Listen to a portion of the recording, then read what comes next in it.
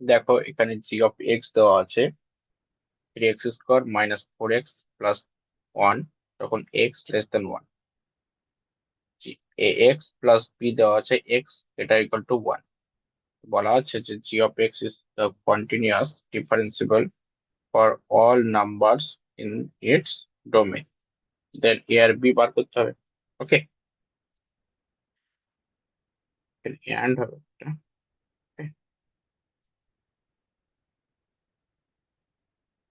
And ডিফারেন্সিবল।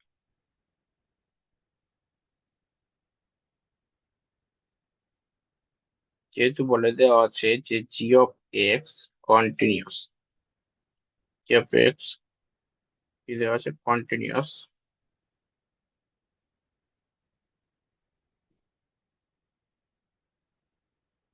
এটাও বলা আছে যে ইন ইটস ডোমেন, তাহলে আমরা বলতে পারি g of x continuous at x equal to 1।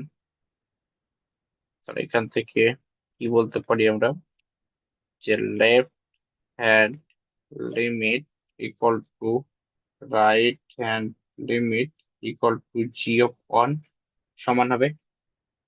Okay,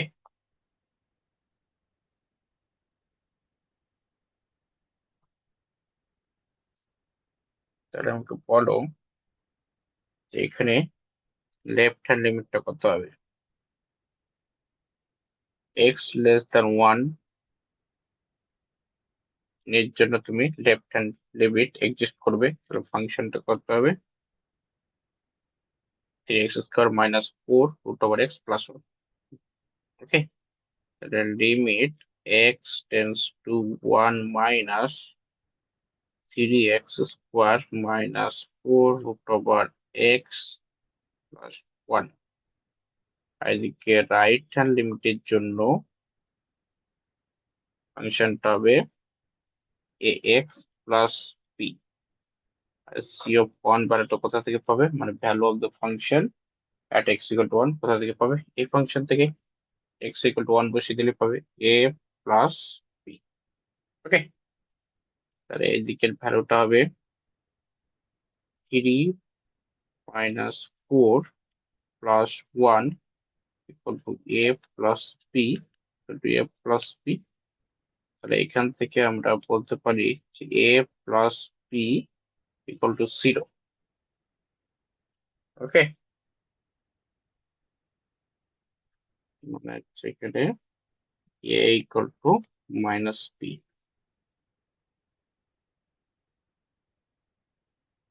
next,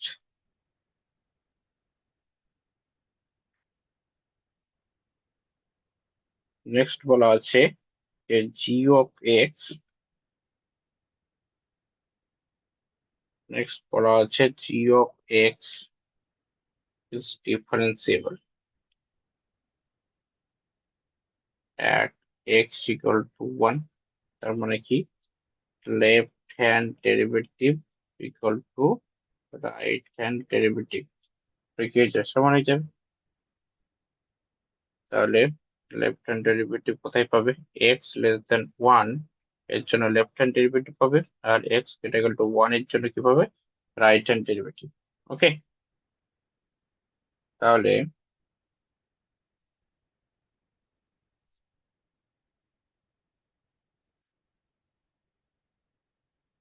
তাহলে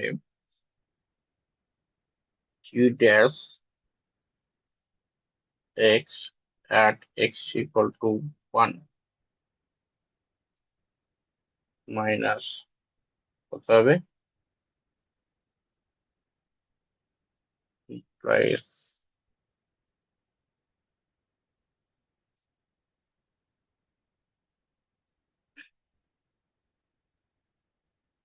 হবে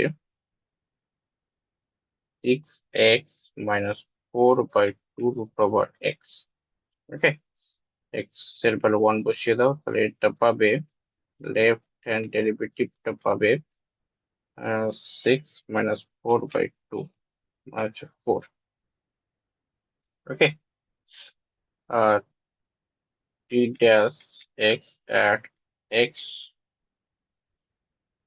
equal to 1 প্লাস এর জন্য কি পাবে এ, মানে এটা হচ্ছে তোমার রাইট হ্যান্ড ডেরিভেটিভ। দুটোকে সমান করে দাও, left hand derivative equal to right hand derivative at x equal to 1, তাই বলো 4 ইকুয়াল টু হচ্ছে a, তাই a এর ভ্যালু হবে 4। আর অলরেডি আমরা সম্পর্ক কি পেয়েছি যে a equal to minus B, তাহলে এখান থেকে বলতে পারি যে p হচ্ছে -4। ওকে, পুনর সেটা করে দেখো a equal to 1, a to 4 equal to 4, b হচ্ছে মানে c হচ্ছে কারেক্ট অ্যান্সার। ওকে।